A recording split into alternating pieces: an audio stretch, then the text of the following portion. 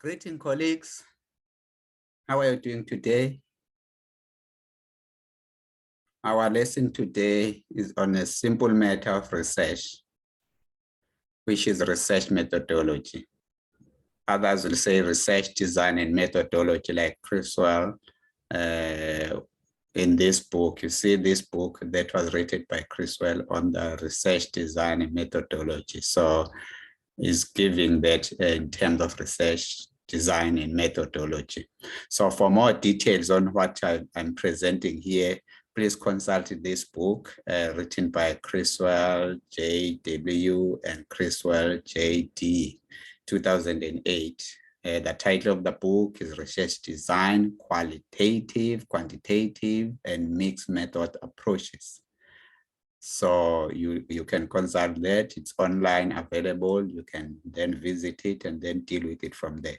Okay, colleagues, then let's deal with the issue then, the elephant in the house, which is research design or research design and methodology. So what is research methodology? Then we need to deal with that issue there, which is research methodology. Research methodology is a systematic way of identifying, selecting, processing, storing, analyzing, and presenting information about a topic. So it mostly consists of the following subsection. The first part is what we call research paradigm. And then we also have part of the research paradigm, we have research approaches.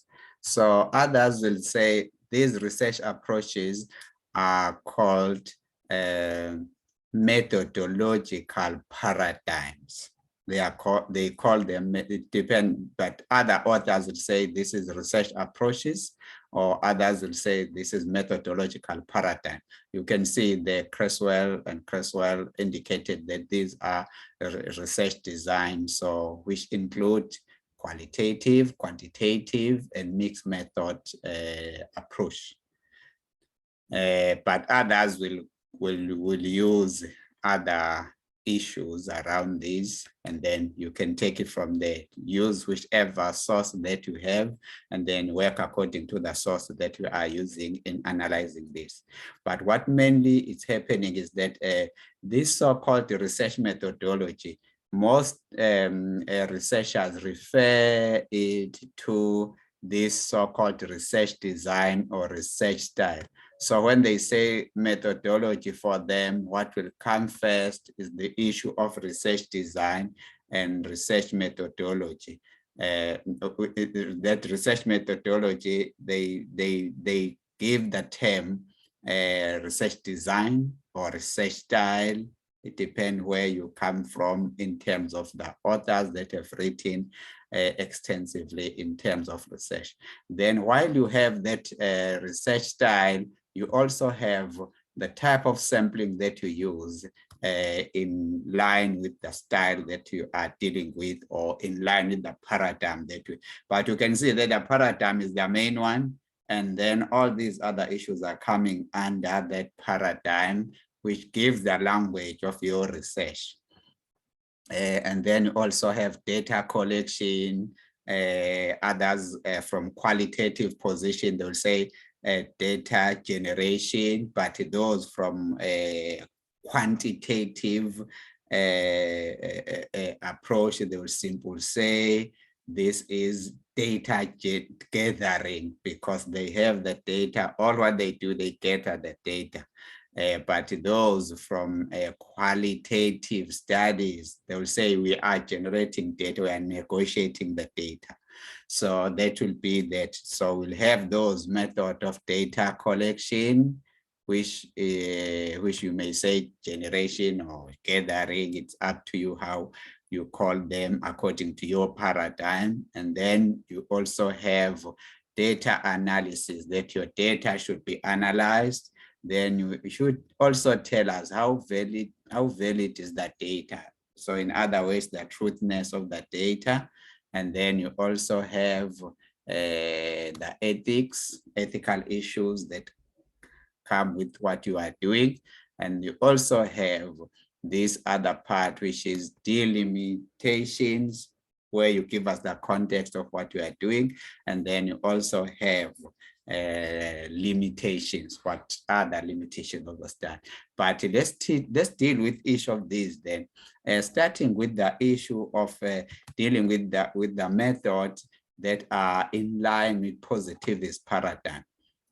So remember, positivist paradigm, maybe we start with the paradigm. A paradigm, it's a philosophical way of thinking that is worldview, or a set of common beliefs and agreements shared between scientists or between researchers about how problems should be understood or addressed. That's Kuhn, who is giving that kind of a definition. But then further to that, then we remember that in educational research has mainly been dominated by positivist or post-positivist, interpretivist or constructivist, critical or transformative paradigm, or pragmatic paradigm. So these are the paradigms that seem to dominate the world of educational research. Therefore, when you deal with them, you remember that you are working with at least one of these paradigms. Now, further to that, each of these paradigms has 4 issues to deal with. The first one is epistemology, how we come to know what we know. And then ontology, what is the nature of reality in this paradigm? And then we have axiology, where we deal with the issue. What are the ethical issues involved in this part in terms of this paradigm? Then the last one will be methodology. What methodology approaches do we use in terms of this? Therefore, our issue today is on this issue of methodology. Let's take it from the positivist paradigm and see what methodology do you use when you deal with positivist paradigm. And remember, positivist paradigm with quantitative approach or with quantitative methodological paradigm is based on scientific methods of investigation, where experimentation relies on deductive logic, formulation of hypotheses, testing those hypotheses, offering operational definition, and methodological and mathematical equation, calculation. So we do all those issues in order, or those processes in order to derive conclusions. So that's what a positivist approach is about. Now, you can then understand it there that methods that are used, or research design or styles that are used there, you can use something like experimental methodology or design or style, which is where you can go to the lab and then you measure what you want to measure through calculation. So here it's about calculation. You calculate in order to find the answer through mathematical equations or calculations. So here it's a game of numbers. You can also decide to say, I want a correlation, to calculate a correlation between these two variables. So where you want to say, you want to see the difference between this and this, which is the correlation between two issues, and then you deal with those from there. Or sometimes you can do a comparison to say, I want to compare this with this, and then you calculate to come to the solution to say, here is the solution. Or you can also, if you find that you have a large quantity of respondents who can qualify to respond there. So you can use survey if you want to include a large number of respondents. Remember, here in quantitative or positivist, we don't call them participants, but we call them respondents, because they will not be participating, but they will be responding to what you are asking them to do. So if you send a questionnaire, all what they'll do, they will just respond to that questionnaire and send it back to you, then you take it from there. So they are not participating in your study, but they are responding to your study. So survey then is helping us if we are dealing with a large population. For example, if we say we want to count people in South Africa, so what we do there during what we call census, where we are counted as citizens, then we use survey. Survey is the one that is used for that. So we use survey, which is driven by questionnaire. So now, in terms of that sampling, then how do you arrive at the number that you need in order to deal with the issue that you are addressing, the number of participants or respondents? So for quantitative approach, so you use these methodologies, choose one of these methodologies, one or more of these methodologies. Then when you deal with them for your sample, how you choose the sample from the population that you want to deal with, normally we use probability samples. Such as random sampling, where you just go to the population and then take whosoever you want to take. You just point you, or yes, and then you take them from there. Or you use a systematic sampling. How you do that, you divide them into units. But the first unit will be part of your research, and then the other units, maybe you can take one or so according to your need for the study. Or you stratify them, you categorize them, you give them the categories which are structured like that, and then from there you choose accordingly to say, maybe I want so many females, so many males, etc., from those stratified positions. Or you may cluster them to say, let's have this unit, let me cluster these units accordingly. But when you read more in that book by Criswell, you'll see that demonstration of all these sampling methods and the methodologies that are going with it, as I've highlighted them there.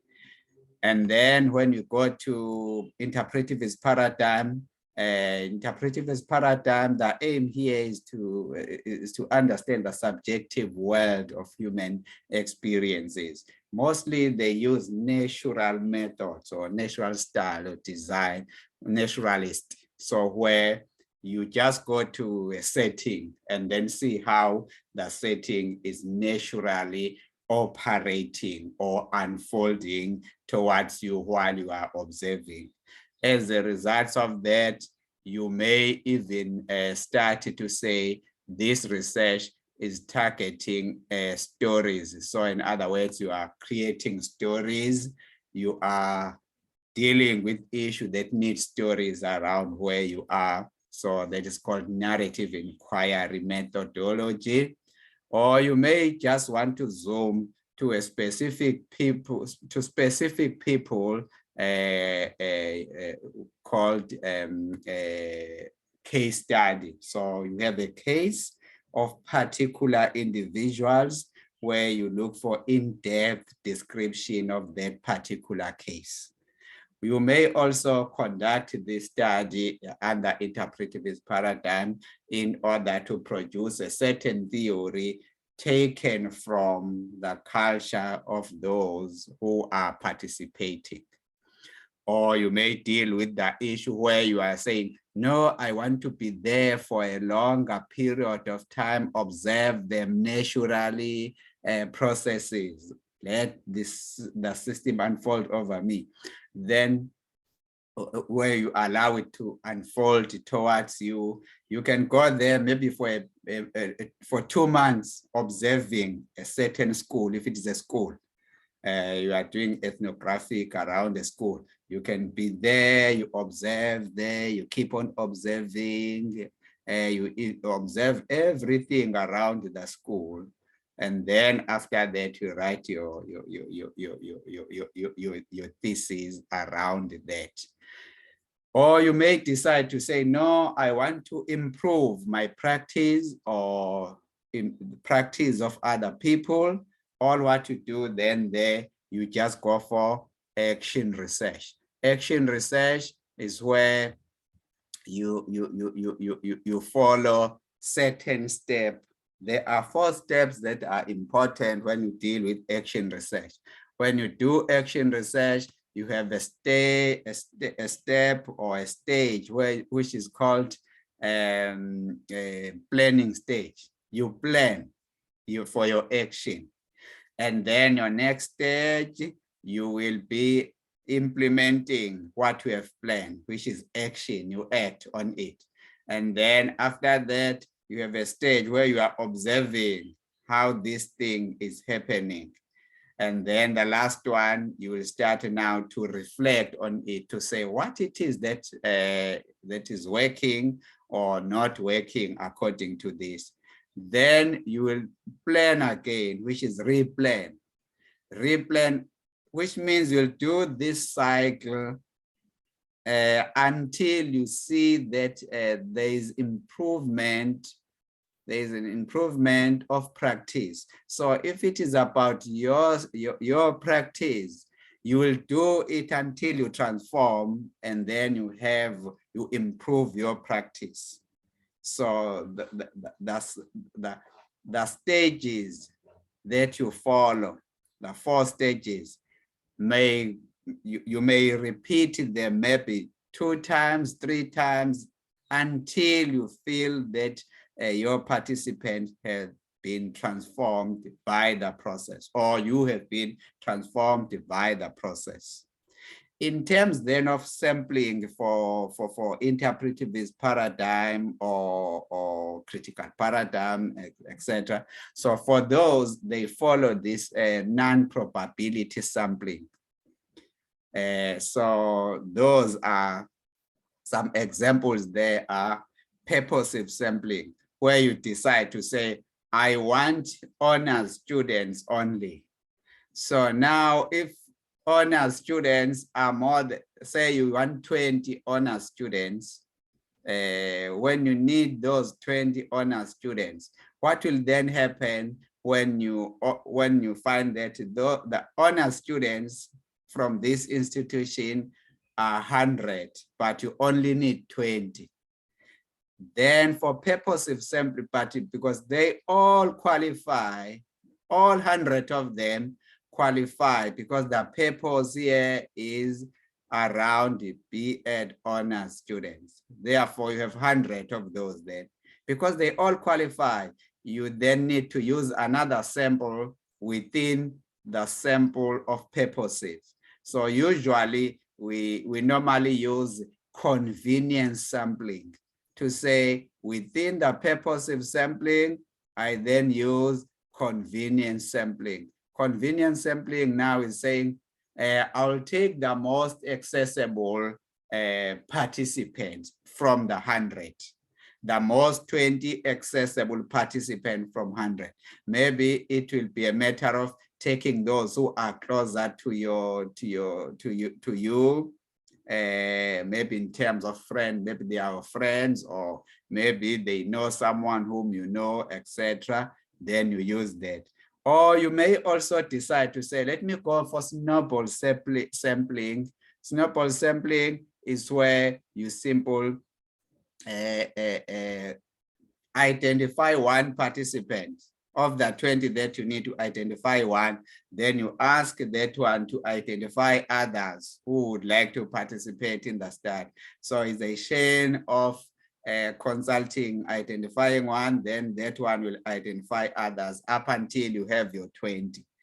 And then, so those are kind of sampling that you read more about when you go to Criswell a book there on methodology. But those are popular when it comes to interpretivist paradigm or qualitative approaches. The purposive, snowball sampling, and convenience sampling. Code, yes, is used, but mostly these are the mostly used one. In terms of the methodology for critical paradigm or transformative paradigm. So remember here, we deal with the issue of social justice. So we assume that there are people who are oppressed. Therefore, our study is more on helping them in terms of liberating those who are oppressed. So oppression may come in different ways then. So in different ways, so as the methods, then the methods are in the same way, are structured in the same way. If you are dealing with participants who are oppressed in terms of being colonized, then there's neo-Marxist method that you may use. But if you are dealing with people who are oppressed because of gender issues, then you have feminist theories there that can help you to shape that methodology. And then if they're oppressed in terms of culture, you deal with them in terms of that cultural studies. If it is in terms of race, then you use race theories to help you to design your research. If they are oppressed because of their identities, where they stay, where they look after the car, maybe the head of cattle, but when they are taught, you find that they are taught using, instead of using cows, we normally use X's and Y's, which may oppress them because if you start your teaching through the cows, you may connect them well to the X and Y. So that is coming from Paul Frey. There is also another one where they participate in terms of doing a certain project together, which is participatory, emancipatory. Then also that is part of critical paradigm or qualitative approach. And then there are also others, like where they are oppressed in terms of their indigeneity knowledge, indigenous knowledge systems, etc. So when they have that, then you deal with that. There are also a part where they are oppressed because maybe they are gay, they are lesbian, or they are transgender. So if you are dealing with that group, again, you use quiz theory, which can help you there. If it has to do with disabilities, those with participants with disabilities, and then there's disability theories there. Or if you want to improve their practice or your practice, action research as indicated in the previous slide there. Then you also have a pragmatic paradigm. Pragmatic paradigm will then simply say, I want to combine the qualitative and the quantitative, because here it's about the situation that need to be addressed. So what is happening with pragmatic paradigm is that three things are important. One is the actual action. What is the actual action of the participants?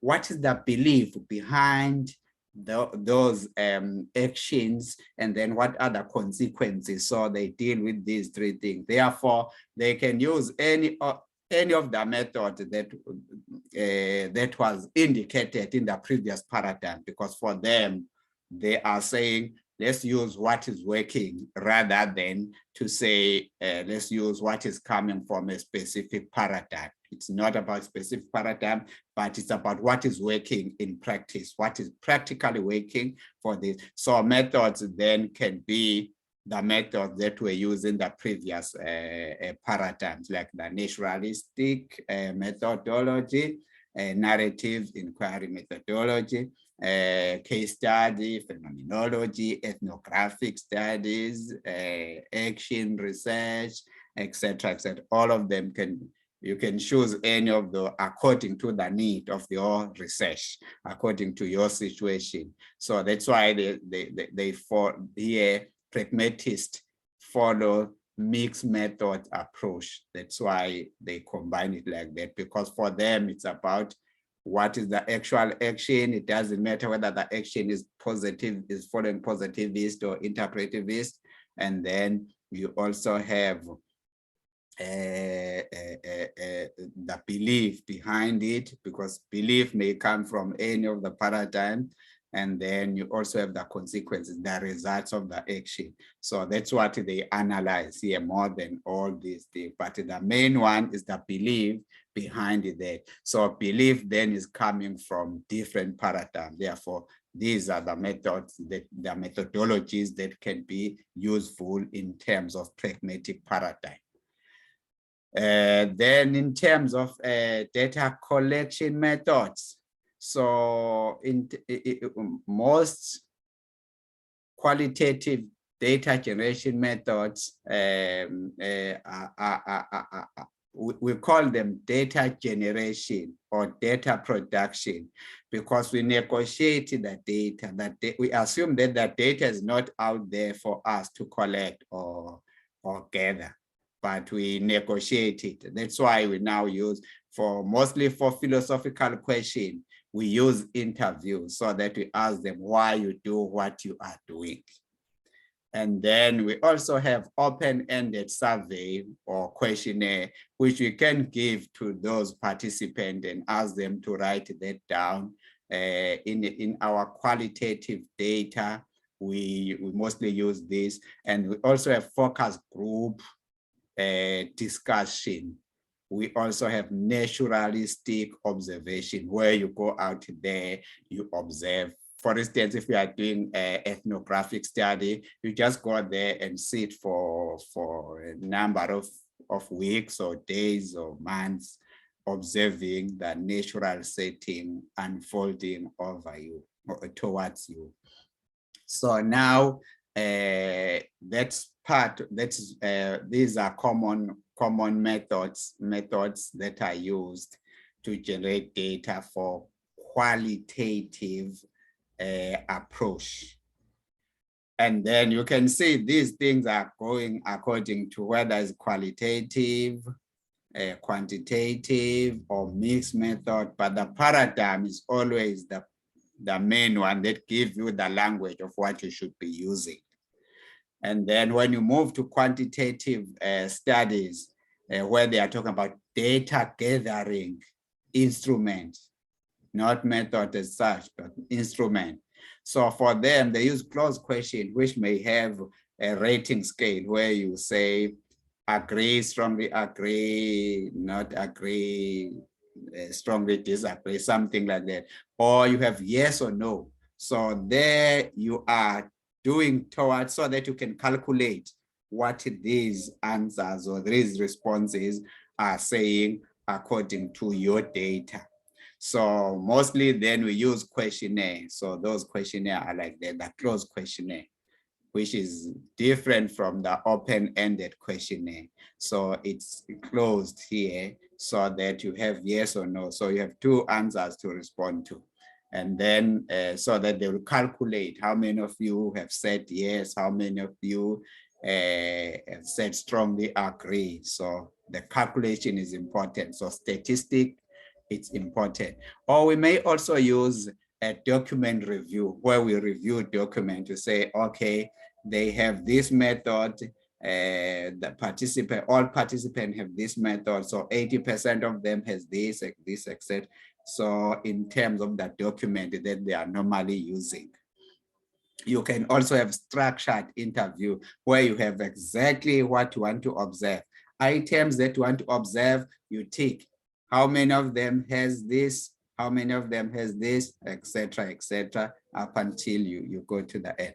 But however, these are not the only method of data generation method that exists out there. There are others like photo voice, where you use photos to tell the story. So you get your answers from the story, from pictures of to tell the story. Or you have artifacts where you ask them to create something, some models, and then you take it from, you generate the answers from there. So those are all other methods that you may use for your data generation, but these are common methods that are normally dominating educational research when it comes to data collection. And then after collecting your data, then you need to analyze. What is then data analysis? Data analysis is the process of collecting, modeling, storing, and analyzing data to extract insight that support decision making. So now you have collected your data, you have seen the language of your paradigm, you have seen all these things. But now that you have your data, what do you do with it? You need to analyze. So how do you analyze it? Do you analyze by by using content analysis, where you take words that are in this document and analyze it accordingly, which is content analysis. There's a specific content that you are analyzing. Or are you analyzing by generating stories? Maybe you just put it in stories to say story by so and so, story by that, etc., etc. Or it's a discourse analysis where you are looking for a certain representation in these stories that in this text that you are analyzing. You behind it, you are looking for the representation of something. That is discourse analysis. Or thematic analysis, where your main aim is to divide your data into themes. Theme 1, theme 2, theme, etc., etc. Then you have all those themes. Or you are going further to say, I am analyzing in such a way that I'm generating a theory from this data, which is grounded theory. You deal with it at that level. Or you may say, then I have a theory which I have here, and then which has generated certain categories for me. Therefore, all what I'm doing now is to check the principles of this particular theory. If how this theory is represented here, then you analyze according to that particular theory, which is priori analysis. Or you are saying, I am going there to collect I've collected my data, but I want to make sure that this data is a truly representation of my participant.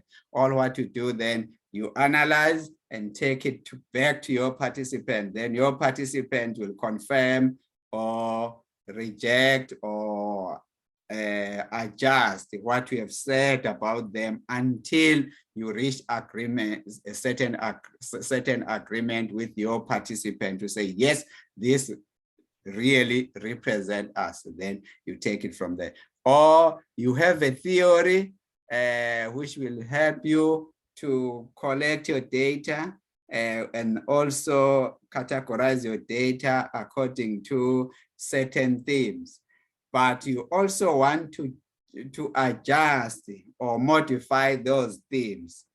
And when you do that, modifying the themes of your theory that you have started with is called guided analysis. But there are also types of analysis then that have to do with quantitative approach, because mostly these are used for qualitative approach.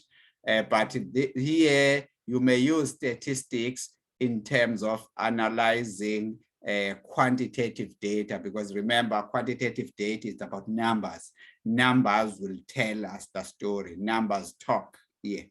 So therefore, we use those statistical, where we deal with the issue of standard deviation, we deal with mean, we deal with median. So all those terms are used for statistical analysis and the quantitative analysis. Fortunately, that book of Criswell and Criswell, it has these kind of analysis, because it has divided quantitative and qualitative. Therefore, you will see there when you need details, just visit it. It will give you more details on there. But what about validity? Validity, it's where you are saying now, this information that we have collected, we want to know if what we have collected does answer the research questions that we have imposed. Because when you start this, you have research questions. So what you have there, does this process answer your questions? So we call that the issues of validity. In a qualitative study, we normally use the so-called trustworthiness. Trustworthiness has 4 principles. Principle 1 is dependability. How do we know if this data represent the actual responses of your participants? That's where for interview maybe, or whatever method that you have used, you even take that direct quote to address the issue of dependability. You take a direct quote in order to make sure that the representation is happening, that these are the weights from your participants. But when it comes to quantitative studies, we use the term reliability, because we are saying, because reliability is saying, if I repeat this study, will I come back with the same answers? For quantitative studies, they use that term reliability because they know that if you have 80% who said no, even if someone else is conducting the same study, we should still have 80%. But in quantitative studies, we may not have that because we are dealing with a small population where you have people whom you may interview today while they were hungry and say no, but tomorrow, when they write the story tomorrow, they may write it when they are no longer hungry and then change the whole story and write something else. So we are saying then dependability. But this side, if we have 80% who said no, we expect to have the 80% tomorrow to even the other day. So if we say, how long is the length of this table? If it's a table, we use a tape measure to measure that. So even if you take someone from another country to measure the same table with the same measuring tape, that person should have the same answer. Or if you ask them to say A plus A equals to 1, A plus A equals to 2A, then you are expecting that even if you go to other countries, because there is one answer which is reliable. It's reliability is for quantitative studies, but in qualitative studies, we use dependability.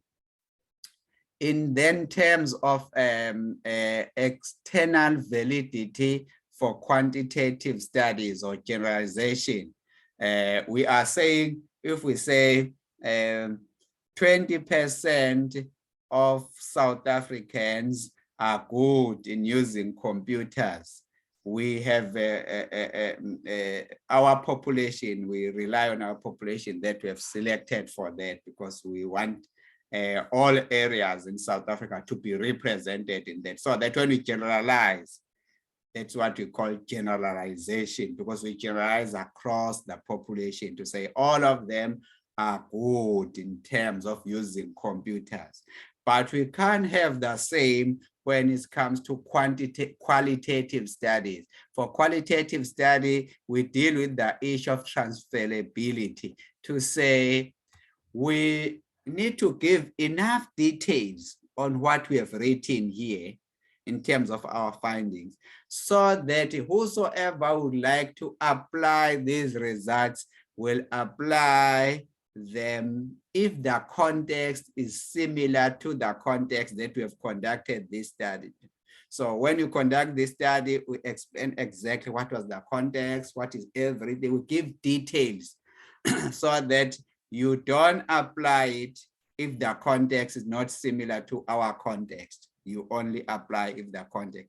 So we call that transferability of that.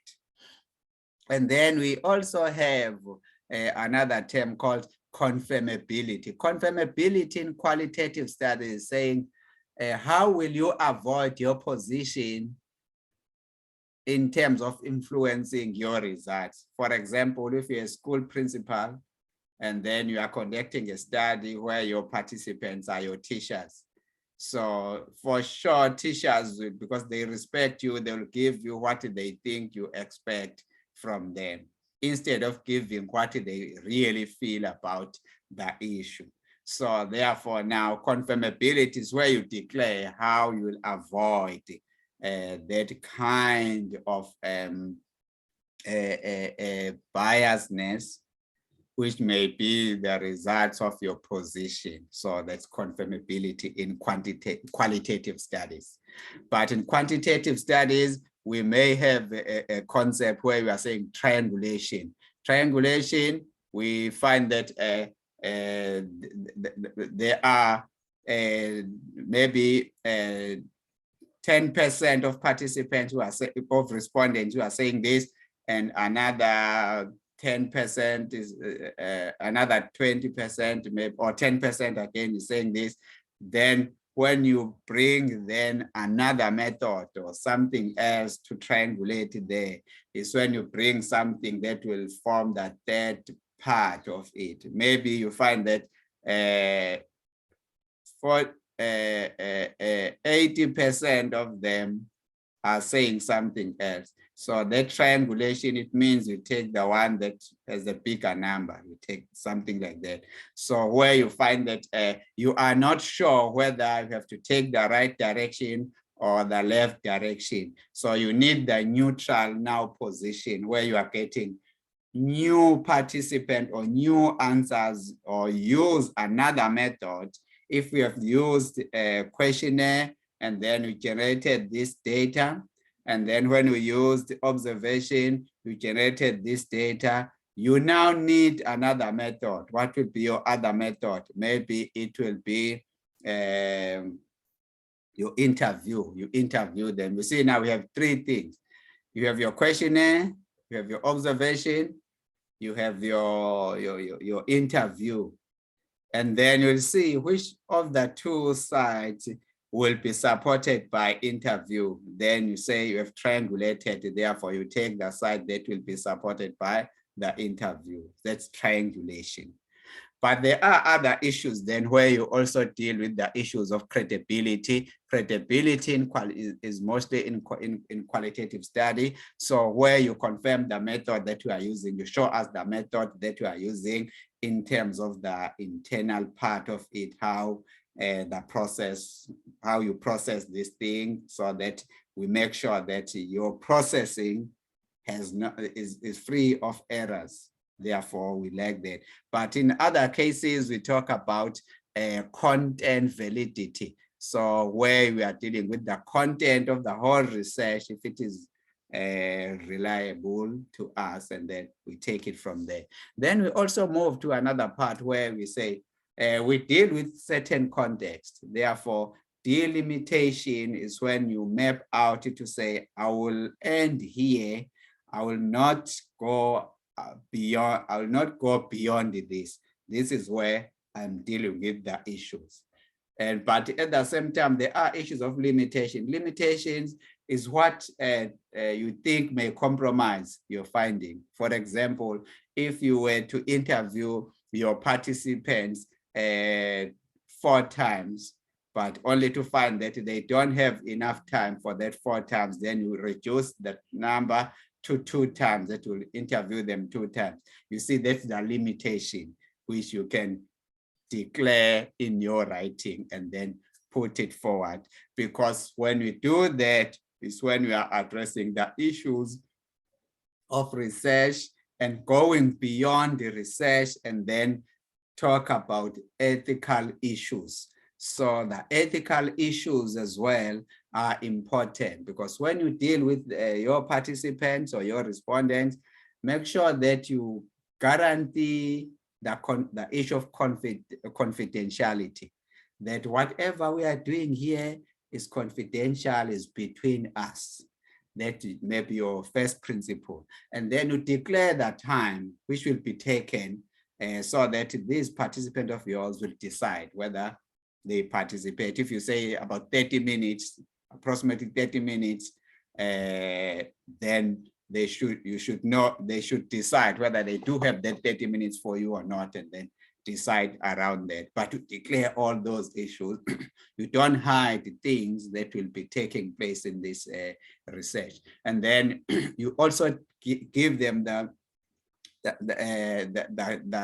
assurance that this data will also will only be used for the purpose of this research only. It's not going to be used for something else. And then you go forward then to indicate that whenever there are benefits that are coming as a result of their participation in the study, they will not be limited. For example, if this project of yours produce maybe 20,000 Rand, so 20,000 Rand, then a participant is given to participants, you will then be able to give to them. So they are not limited to all those benefits. And then you tell them about how will you store or secure the storage of your, in terms of security for the data. How do you store it? Maybe it's a computer with password, or a cupboard with the log where you log it in there if these are documents. But if it's electronic documents, how are you going to deal with the issue of password and that and that? And then how long will you store the data? In this case, you can say 5 years, etc., etc. Because most universities use 5 years as the basis on how the span of keeping the data. And then participation is voluntary. So in other words, to tell them that, you know, it's their choice to participate, you see. So nothing will harm you if you decide not to participate. And then again, if you feel that you want to withdraw at some stage, you can still withdraw. There's no penalty against that. So real names, no, real names are not going to be used. We'll just use some pseudonyms, which you may have symbols like participant A, participant B, so that they will know exactly that their names will not be publicized there in your study. But however, if they feel that they want their names to be used in the study, then you can then negotiate that with them. You must also tell them about the aim of the study. What is the aim of the study? The aim of the study is to blah, blah, blah, blah, or the purpose of the study is to blah, blah, blah, blah. Declare that as well. And then again, you need to tell them again that this is just for academic purposes. You are not earning some salary for participation. So there's no financial benefit in terms of that, so that they don't expect that you pay them for participating. Again, if you are going to use audio or video recording, you need to ask them to indicate if they will be comfortable with it or not, etc. You take it from there.